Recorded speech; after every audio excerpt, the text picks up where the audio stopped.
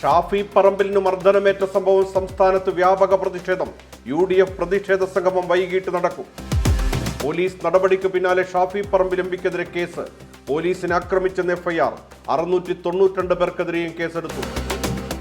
മുഖ്യമന്ത്രിയുടെ മകന് 2023 ED summons അയച്ചത് കള്ളപ്പണം വെളുപ്പിക്കൽ കേസ് അന്വേഷണത്തിനിടെ. കൊച്ചിയിലെ സാമ്പത്തിക കുറ്റവിചാരണ കോടതിയുടെ പരിഗണനയിലാണ് കേസ്.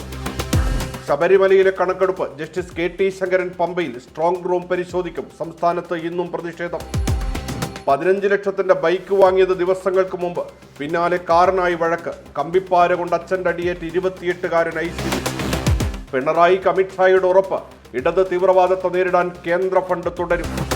തിങ്കളാഴ്ച വരെ ഇടിമിന്നലോട് കൂടിയ ശക്തമായ മഴ. 5 ജില്ലകളിൽ യെല്ലോ അലർട്ട്.